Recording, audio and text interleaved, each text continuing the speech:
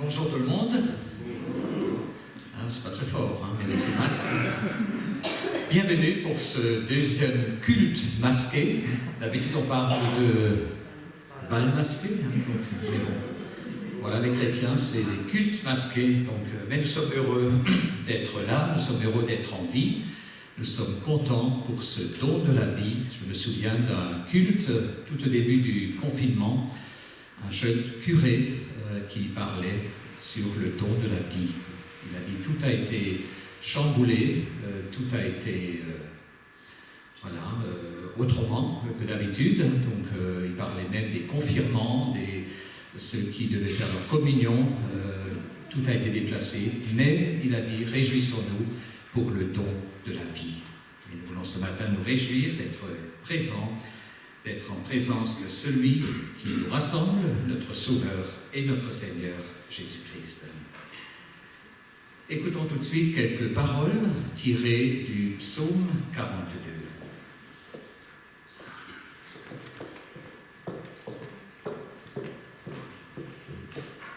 Je marche très vite.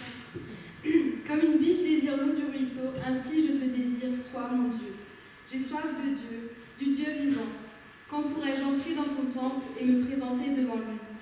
Jour et nuit, je passe mon temps à pleurer, car on me dit sans arrêt: et toi, ton Dieu, que fait-il? J'ai des souvenirs qui me touchent le cœur. Autrefois, je marchais en tête de la procession. J'avançais vers la maison de mon Dieu, dans la foule en fête, parmi les cris de joie et de louange. Pourquoi me décourager? Pourquoi me plaindre de ma vie? Il vaut mieux compter sur Dieu. Lui, je vais encore le remercier, lui, mon Sauveur et mon Dieu. Je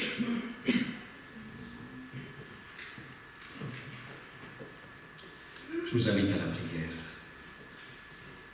Seigneur, béni sois-tu pour ce moment de culte, béni sois-tu pour cette semaine passée, béni sois-tu pour ton amour, pour ta grandeur, ta puissance.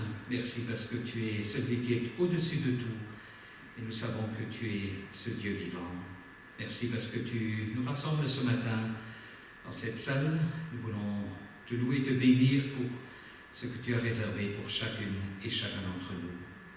Merci parce que tu es celui qui a prévu de grandes choses. Tu as un plan pour notre vie et tu es celui qui veille sur nous. Merci Seigneur pour ta parole, cette parole de vie et cette parole de vérité. Amen. Et j'invite le groupe de louanges à nous guider dans ce moment.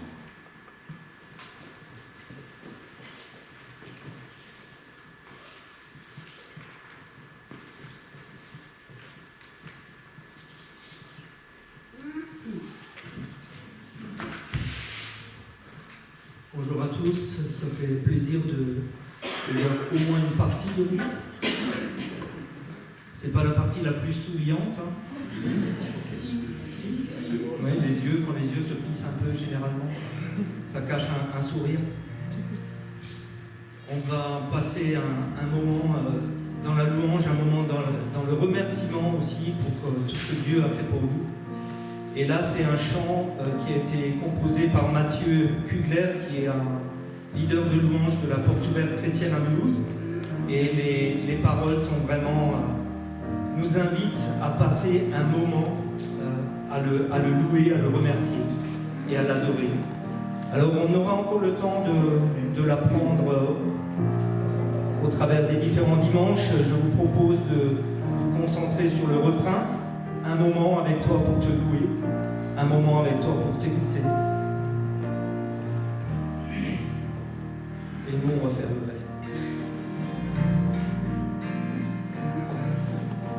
Un moment avec toi pour te louer, un moment avec toi pour t'écouter. Un moment avec toi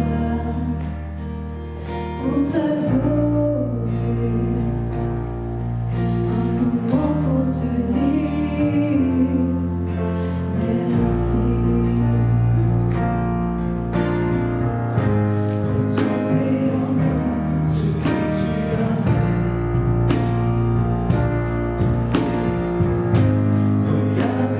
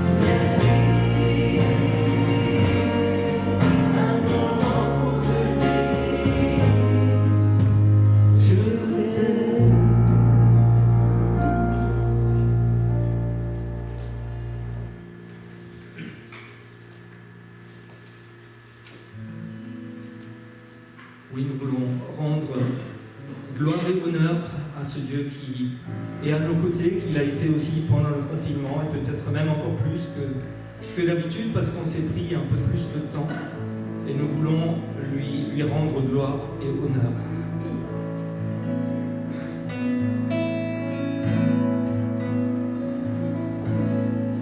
Nous te rendons gloire. Nous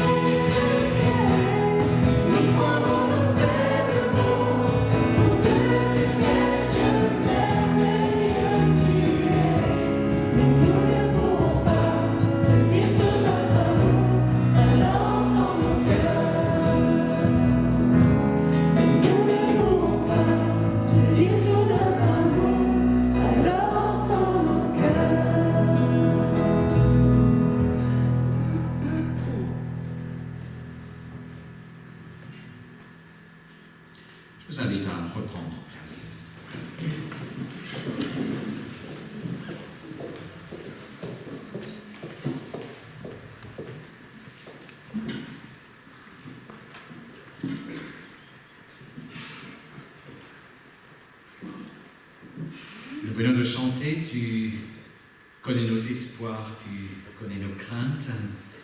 Le psalmiste peut dire, Seigneur, tu me sondes et tu me connais, et tu sais tout de moi. Tu sais quand je m'assieds, quand je me lève, tu connais même toutes les paroles qui sont sur ma langue, avant même qu'elles ne soient prononcées. Quel Dieu merveilleux, quel Dieu puissant, quel Dieu d'amour.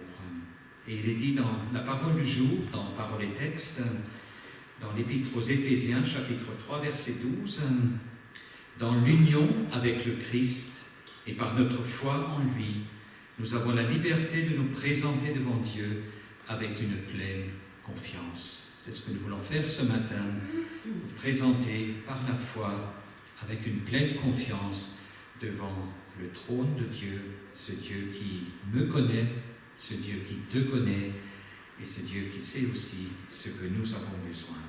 Faisons silence devant lui et présentons-nous devant lui avec une pleine confiance.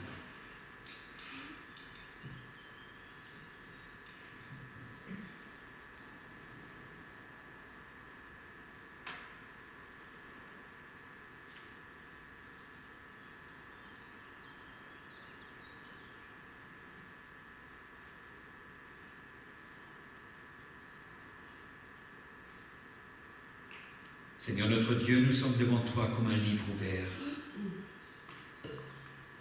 Tu sondes nos cœurs, tu nous connais et tu sais ce que nous avons besoin. Nous sommes entrés dans cette salle des fêtes ce matin pour venir devant toi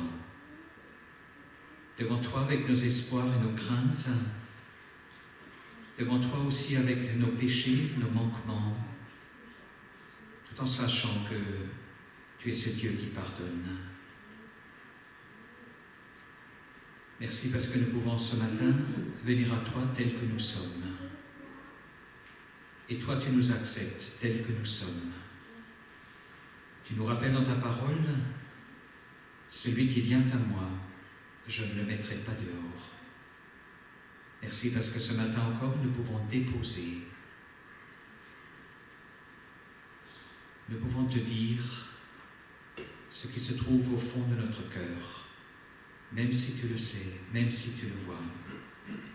Mais tu attends. Tu attends que je vienne à toi. Et c'est ce que je vais faire ce matin.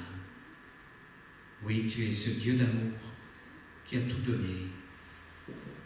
Ton Fils est allé jusqu'à la croix, où il a porté nos péchés, nos fardeaux. Merci Seigneur, parce que tu veux maintenant poser ta main sur chacun et chacun d'entre nous, remplir notre vie et notre cœur de ce repos et de cette paix. Merci Seigneur. Amen. Et la parole de Dieu nous rappelle que si nous confessons nos péchés, Dieu est fidèle et juste pour nous les pardonner et nous purifier de toute iniquité. Je vous invite à chanter, avant d'écouter un texte tiré du premier livre de la Bible, de chanter « Quand les montagnes s'éloigneraient, quand les collines chancelleraient ».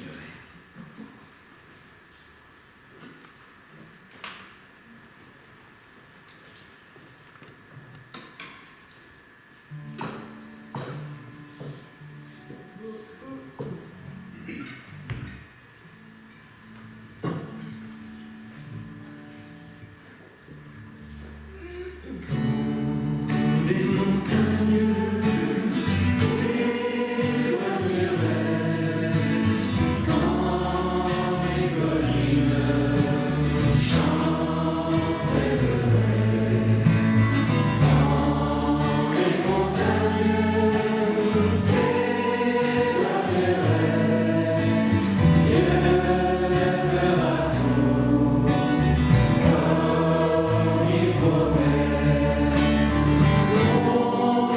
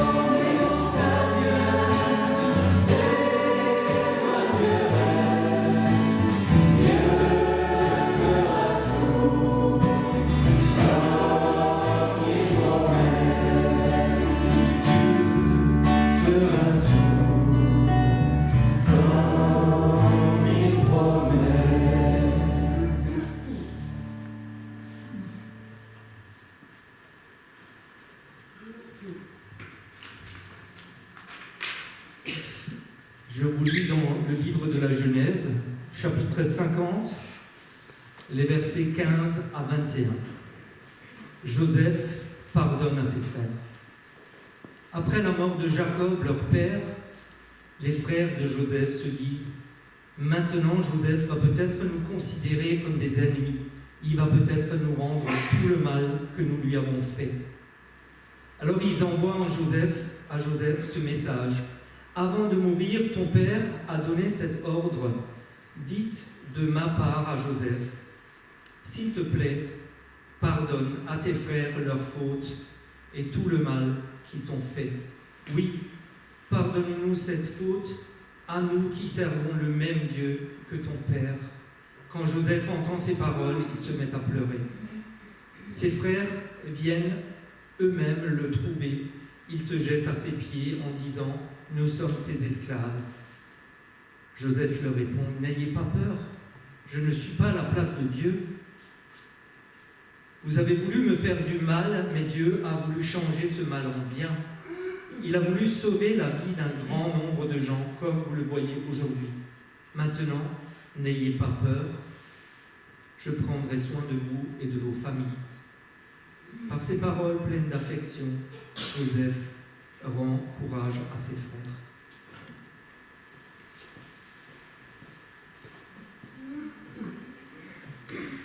Joseph n'a pas rendu le mal par le mal. C'est aussi ce que l'apôtre Paul écrit dans l'Épître aux Romains, au chapitre 12. Dans ce chapitre 12, il parle de ce renouvellement que nous devons demander à Dieu, que vos vies soient renouvelées par la puissance de l'Esprit. Ne vous conformez pas au monde.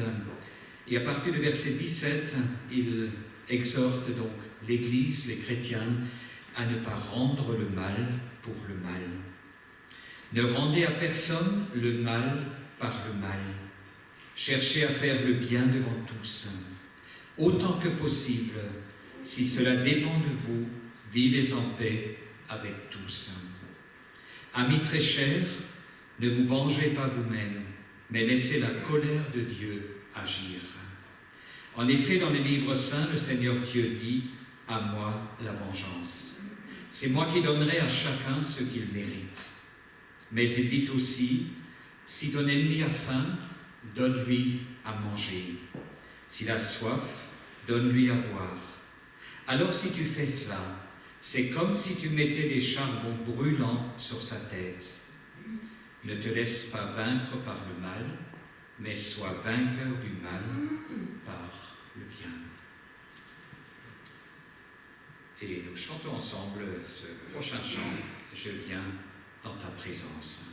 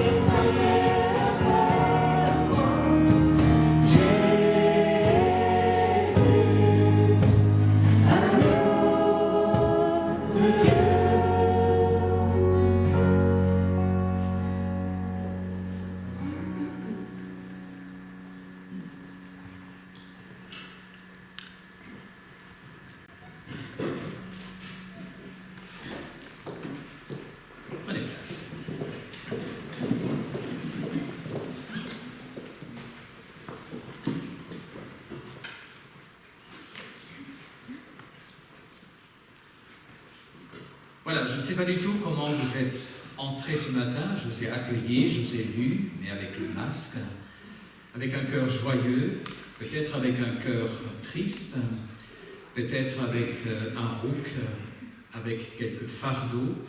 Et nous venons de chanter « Je viens dans ta présence, Seigneur, pour déposer mes fardeaux ».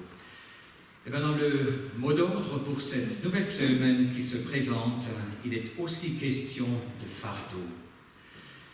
Mais non pas de porter seul un fardeau ou des fardeaux, quelquefois ce fardeau qui m'empêche d'avancer, ce fardeau qui m'écrase comme une dalle en béton, ce fardeau qui me jette à terre et j'ai du mal à me relever, en tout cas seul. Non, le mot d'ordre parle de porter les fardeaux les uns des autres. Et c'est l'apôtre Paul qui s'adresse à l'Église de Galates, chapitre 6, dans son épître au verset 2, il est dit « Portez les fardeaux les uns des autres et vous accomplirez ainsi la loi de Christ. » Un jour, j'ai lu ce proverbe africain qui dit « Un éléphant porté par beaucoup est comme une plume, il ne pèse pas. » Un éléphant porté par beaucoup est comme une plume, il ne pèse pas. Eh bien, un fardeau, ça peut être comme un éléphant qui nous écrase, qui nous jette à terre et qui laisse son pied sur nous pour que nous n'arrivions plus à nous relever. Porter les charges les uns des autres et ainsi accomplissez la loi du Christ. Et un peu plus loin, dans ce même épître aux Galates, il est dit « Car toute la loi est accomplie dans une seule parole, dans celle-ci, tu aimeras ton prochain comme toi-même. » L'apôtre Paul, au cours de ses voyages missionnaires, a donné naissance à pas mal d'églises. Mais voilà qu'il ne se contente pas maintenant d'écrire à ses responsables, mais devient très concret dans ses recommandations. Portez les fardeaux les uns des autres et vous accomplirez ainsi la loi du Christ. En tant que chrétiens, nous cherchons trop souvent à reconnaître la volonté de Dieu. Seigneur, montre-moi ce que tu veux. Seigneur, dis-moi ce que je dois faire. Nous prions que Dieu se révèle à nous, qu'il nous montre ce qu'il attend de nous. Alors que quelquefois les choses sont très claires. Il ne faut pas chercher loin. Par exemple, dans la première lettre de Jean, au chapitre 3, au verset 23, l'auteur dit ceci: « Voici ce que Dieu commande. » On pourrait aussi dire « Voici ce que Dieu attend. C'est que vous croyez au nom de son Fils Jésus-Christ et que nous nous aimions les uns des autres comme le Christ l'a commandé. » Le Christ n'a pas seulement parlé d'amour. Dieu n'a pas seulement parlé d'amour, mais cet amour est devenu concret. Concret, puisque le Christ est allé jusqu'à la croix. Le Christ a donné sa vie, son corps a été brisé, son sang a été versé, pour que nous puissions être libres et pour que nous puissions découvrir tout l'amour du Père. Dans ce verset tiré de l'Épître aux Galates, qui est aussi le mot d'ordre pour cette nouvelle semaine, l'apôtre Paul exhorte son Église à mettre en pratique une tâche essentielle: porter les fardeaux les uns des autres. Alors, par définition, un fardeau est une charge qui incommode le corps ou l'esprit.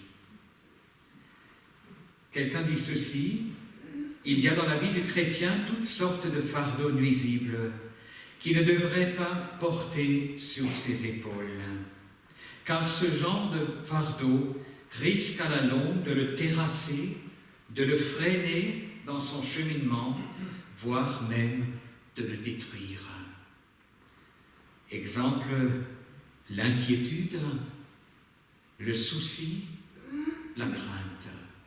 Et si nous ouvrons la Bible, nous avons maintes fois des versets, des exhortations de ne pas nous inquiéter, de ne pas nous faire de soucis. Mais nous savons tous que cela reste, dans la plupart du temps, une parole que nous lisons, mais que nous avons du mal à mettre en pratique. Mais ce fardeau, Dieu nous invite à déposer. Le déposer à ses pieds, comme nous l'avons chanté, afin d'en être affranchi. J'en ai parlé dimanche dernier, et j'en ai parlé aussi ces dernières semaines, lors de nos cultes sur YouTube. Un jour, j'avais pris ce verset dans Matthieu 11, verset 28, où il est dit « Venez à moi, vous tous qui êtes fatigués et chargés, et je vous donnerai du repos. » Ou encore, dans 1 Pierre 5, au verset 7, « Déchargez-vous sur lui de tous vos soucis, car lui-même prend soin de vous. » Mais il y a encore un autre exemple significatif quand on parle de fardeau, c'est le péché. Le péché qui est certainement le fardeau le plus lourd à porter, car il affecte trop souvent tout notre être. Et le psalmiste, dans le psaume 38, au verset 5, dit ceci: « Car mes iniquités s'élèvent au-dessus de ma tête, comme un lourd fardeau. Elles sont trop pesantes pour moi. » Alors, le poids du péché, Dieu nous invite à nous en débarrasser par le moyen de la repentance et la confession. Et lui, en retour, nous fait la promesse qu'il nous en débarrassera sur le champ. C'est ce que nous avons entendu dimanche dernier, où il était dit que Dieu jette nos iniquités, nos péchés au fond de la mer, et il ne s'en souvient plus. Et quand il est dit qu'il le jette au fond de la mer, c'est que nous aussi, nous ne puissions plus y penser et le chercher. Car Dieu est le Dieu des délivrances, il libère les captifs tout comme il fait, et il l'a fait pour le peuple hébreu qui était esclave en Égypte. J'aime beaucoup ce verset dans la Genèse au chapitre 3, dans Exode chapitre 3, quand Dieu dit à Moïse: « J'ai vu la souffrance et j'ai entendu leur douleur. Alors je suis descendu. Alors j'ai libéré mon peuple. » Et dans le psaume 81, il est dit: « J'ai déchargé son épaule du fardeau et ses mains ont lâché la corbeille. » Voyez-vous, devant Dieu, nous ne pouvons pas nous cacher. Encore cette semaine, j'ai lu: « Si quelqu'un se cache, suis-je incapable de le voir, demande le Seigneur. Ma présence remplit le ciel et la terre, ne le savez-vous pas? Si quelqu'un se cache, suis-je incapable de le voir? Dieu me voit tel que je suis, Dieu me voit aussi avec mon fardeau. » Mais ce matin, je ne voudrais pas trop m'attarder sur cette notion du fardeau. Chacun connaît les siens, comme le disait le réformateur Martin Luther, et je crois que le mien, mon fardeau, est toujours le plus lourd si je ne vois pas celui de mon prochain. J'aimerais mettre l'accent sur un principe du Nouveau Testament, le principe de l'un l'autre. L'Église, le corps du Christ, est cette grande famille où chacun a sa place, où chacun a besoin de l'autre. Comme frères et sœurs de la même famille, nous sommes appelés à nous soutenir, membres les uns des autres. Oui, le premier concept de l'un l'autre est mentionné dans l'Épître aux Romains au chapitre 12, où l'apôtre Paul dit: « En effet, dans notre corps, il y a plusieurs parties, et elles ne font pas toutes la même chose. De même, nous qui sommes plusieurs, nous formons tous ensemble un seul corps, en étant unis au Christ. Et nous sommes tous unis les uns aux autres, chacun à sa place, comme les parties d'un même corps. » Et Paul développe ce sujet dans 1 Corinthiens 12. Il utilise de nouveau l'analogie du corps, mais avec des détails supplémentaires. Alors, il n'y a pas de division dans le corps. Au contraire, toutes les parties prennent soin les unes des autres. Si une partie du corps souffre, toutes les autres parties souffrent avec elle. Si une partie est à l'honneur, toutes les autres partagent sa joie. Je crois que si ce principe, l'un l'autre, est tellement cher à l'apôtre Paul, c'est qu'il se soucie avant toute chose du bien-être de la communauté et du témoignage à rendre au monde. Nous savons tous que la seule Bible que le monde lit, c'est nous. C'est notre vie, c'est notre cheminement, c'est notre façon de penser, de dire et de vivre. Et si je reviens à ce principe, l'un l'autre, l'apôtre Paul dit « Dévouez-vous les uns pour les autres ».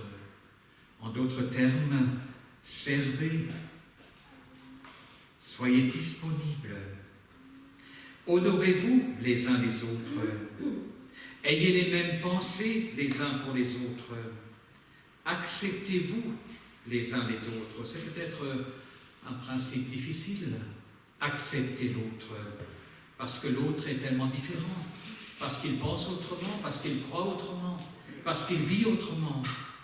Acceptez-vous les uns les autres, exhortez-vous les uns les autres, saluez-vous les uns les autres, soumettez-vous les uns aux autres, encouragez-vous les uns les autres, et enfin, portez les fardeaux des uns et des autres.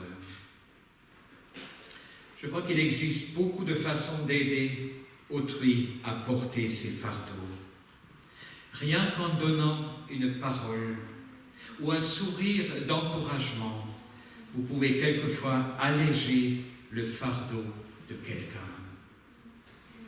Quand je lis le matin une parole qui me touche, qui me fait du bien, eh bien je peux prendre mon téléphone, je peux envoyer cette parole à quelqu'un d'autre et lui aussi peut être encouragé à ce moment-là. Peut-être quelqu'un qui porte lourd, peut-être quelqu'un qui est déprimé, découragé, angoissé, et cela peut faire du bien. Rien qu'en donnant une parole ou un sourire d'encouragement, vous pouvez alléger le fardeau de quelqu'un. Lorsque vous priez et intercédez pour ceux qui traversent des moments difficiles, vous les aidez à porter leur fardeau. Et pendant ce confinement, pendant cette période difficile, beaucoup de personnes avaient lourd à porter. Et beaucoup de personnes ont eu le courage de téléphoner. Et nous avons prié maintes fois ensemble au téléphone. Aider autrui à porter ses fardeaux, lorsque vous encouragez à garder espoir et à placer la confiance en celui qui a promis, et voici je suis avec vous tous les jours jusqu'au dernier, vous aidez à porter les fardeaux. Demandons à Dieu de placer sur notre chemin celles et ceux qui ont besoin de soutien, de réconfort, de repos et de paix. Et je vous livre ici un témoignage où quelqu'un écrit « Quand les problèmes semblent trop grands, gardez espoir. L'espoir n'est pas un sentiment, ce n'est pas un raz-de-marée de joie au milieu d'un problème. L'espoir n'est pas la baguette magique qui fait disparaître le problème. L'espoir est la corde de sécurité qui vous empêche d'être submergé par les orages de la vie.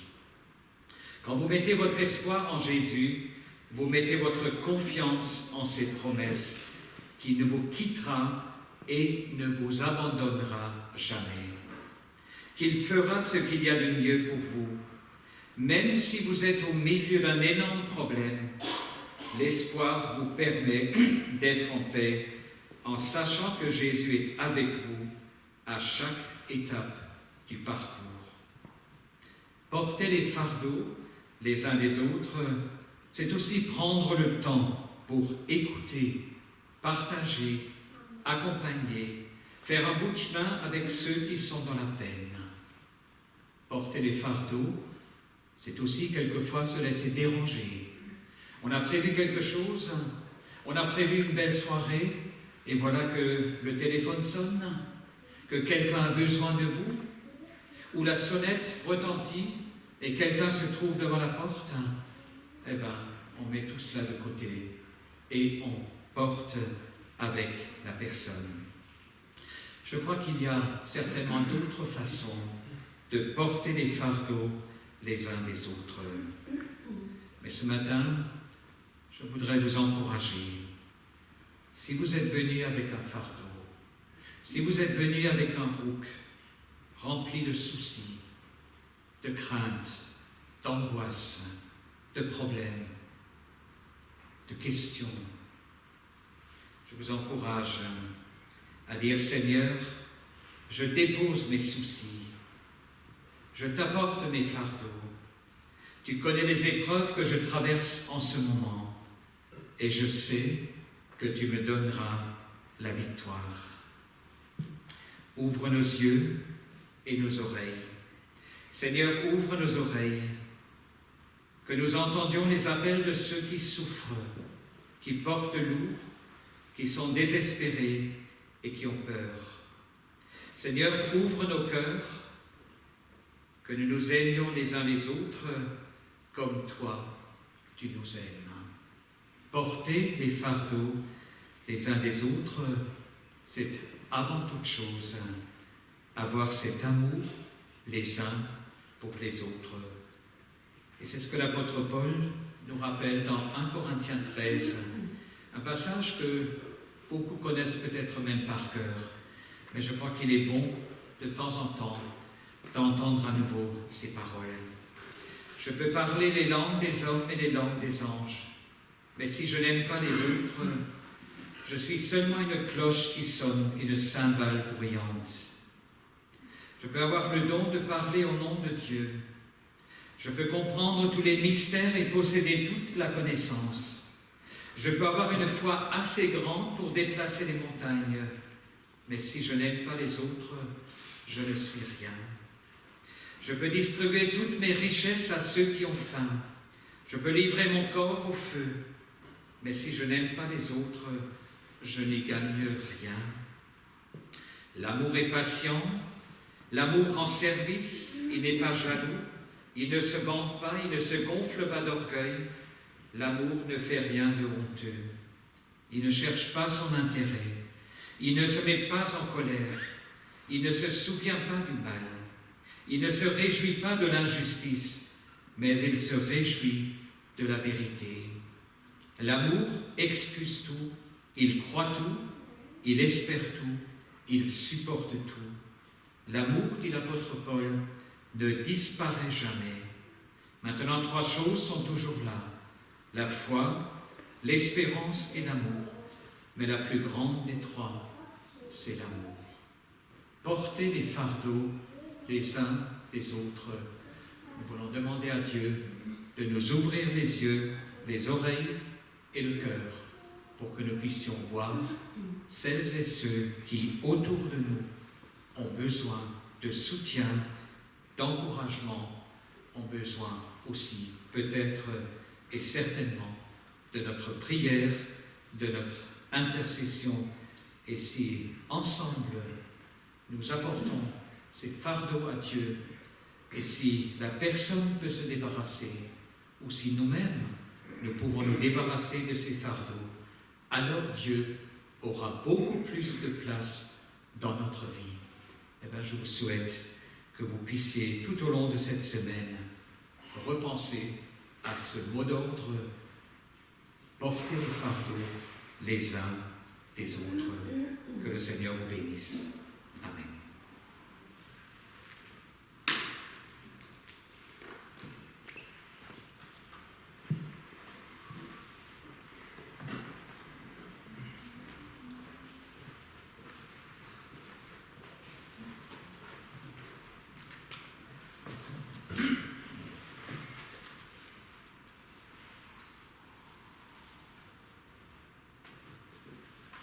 Unissons-nous dans la prière.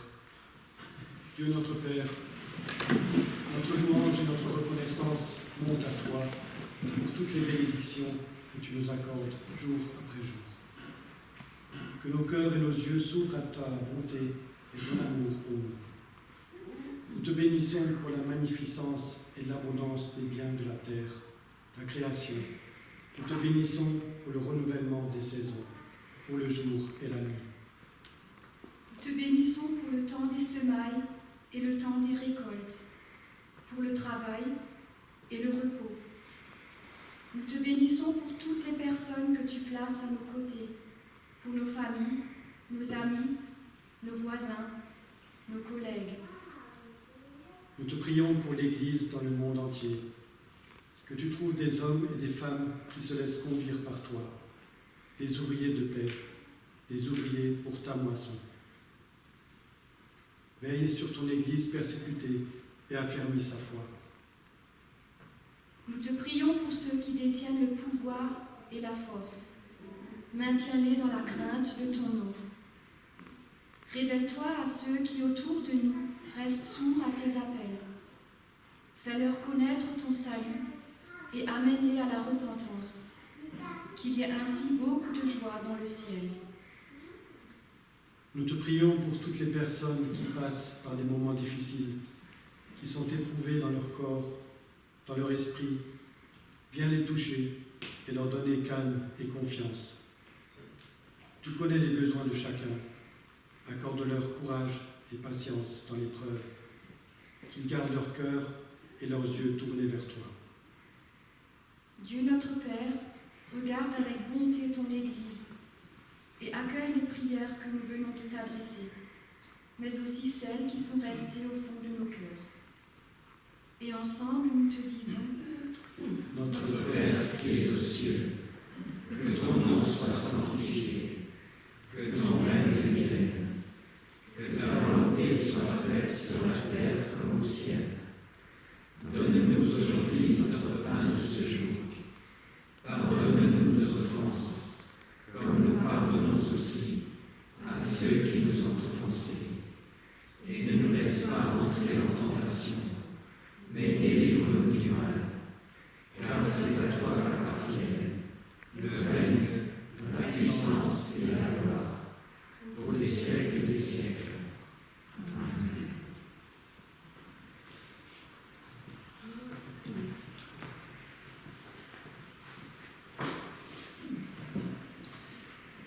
Et comme dimanche dernier, donc l'entrée s'est faite par la porte principale, la sortie est à votre droite. Donc les corbeilles seront mises sur les chaises pour l'offrande que je vous recommande. Et nous nous retrouvons donc dimanche prochain, encore une fois ici à la salle polyvalente, pour un prochain culte masqué. Je ne sais pas combien de temps ça va durer, mais en tout cas, pour le moment, donc en attendant le nouveau protocole, voir si les choses s'améliorent et si nous pourrons reprendre aussi nos cultes dans les deux temples, ici à Wittendorf et à Burbach. Tout à l'heure, je parlais de la famille, du corps, où chaque membre a sa place. Nous devons pleurer avec ceux qui pleurent, nous devons nous réjouir avec ceux qui sont dans la joie. J'ai appris ce matin que Anne et Robert fêtent aujourd'hui leurs 40 ans de mariage. Un beau cheminement. La famille s'est agrandie entre-temps, et nous voulons nous réjouir avec vous et vous souhaiter toute la bénédiction pour les prochaines 40 années. En tout cas, que le Seigneur vous bénisse et que le Seigneur vous accompagne. Et nous nous plaçons maintenant sous la bénédiction de notre Seigneur. Oui, Seigneur, tu as promis d'être avec nous tous les jours jusqu'au dernier. Merci parce que tes bontés se renouvellent chaque matin. Merci parce que nous pouvons proclamer que ta fidélité est grande. Tu nous accompagnes maintenant dans cette nouvelle semaine et nous voulons nous souvenir de ce mot d'ordre: porter les fardeaux les uns des autres. Que le Seigneur te bénisse et qu'il te garde. Que le Seigneur tourne ses regards vers toi et qu'il t'accorde sa grâce. Va dans la paix du Seigneur et avec sa force. Amen. Et nous terminons avec le chant Shalom.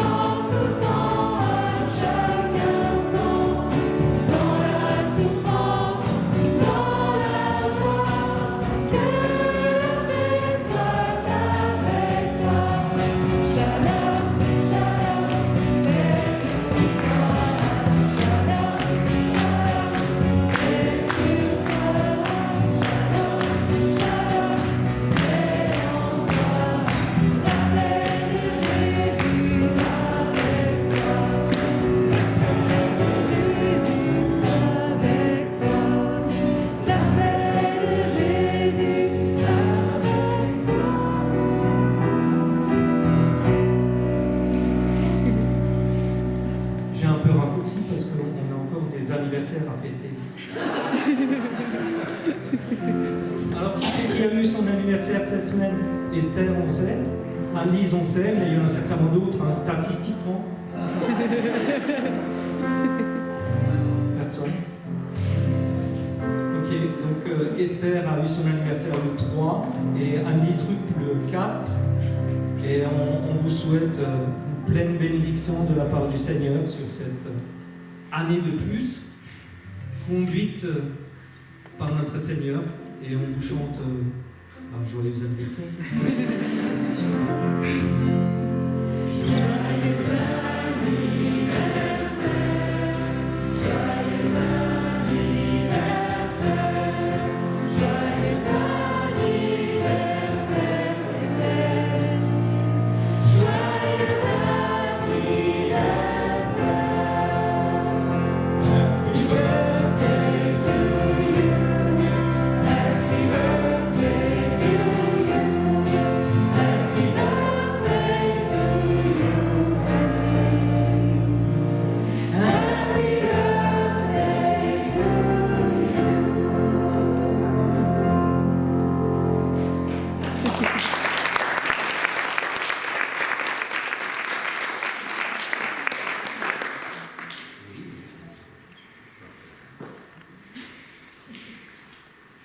J'ai juste encore une annonce à faire par rapport à notre festival MITIM qui cette année ne va pas avoir lieu à Mittersheim, mais il va avoir lieu sur YouTube et on a un super programme. Tous les artistes qui étaient prévus ont accepté soit de venir à Strasbourg où on sera dans le studio de Radio Arc-en-Ciel, soit ils nous ont enregistré un petit concert de 30 minutes à distance, donc c'est super chouette. Ils nous ont rien demandé pour ça, ils le font gratuitement. Et j'ai envoyé une publication hier soir. Ceux qui ne l'ont pas eu, c'est que vous n'êtes pas inscrits sur Evenforim. Donc l'adresse de notre site internet, je pense que Raphaël pourra la mettre sur la vidéo, c'est www.mitim avec 2T, M-I-2-T-H-I-M, mitim.fr. Et là, vous avez nous contacter, vous laissez votre adresse email et vous serez informer de toutes les nouveautés. Et en fait, il faudra aussi, il y a une invitation sur le site internet pour vous abonner à la chaîne YouTube sur laquelle se passera le festival. Ça commencera vendredi le 17 juillet à 19h pour 4 heures de concerts, de capsules, de témoignages,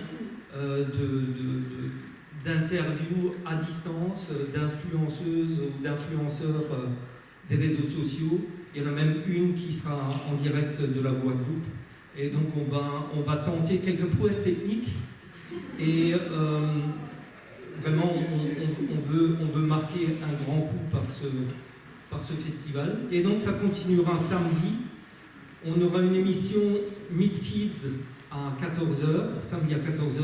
On aura une émission Meet Jeunes un peu plus tard, de 15h à 16h. Et puis à 19h, c'est reparti pour 4 heures de live, de concerts, de témoignages, de présentation de partenaires, de défis aussi. On lancera quelques défis en famille. Voilà, donc ne loupez pas ce rendez-vous. Et voilà, on va pas bon dimanche. Voilà, bon retour et une très très bonne semaine.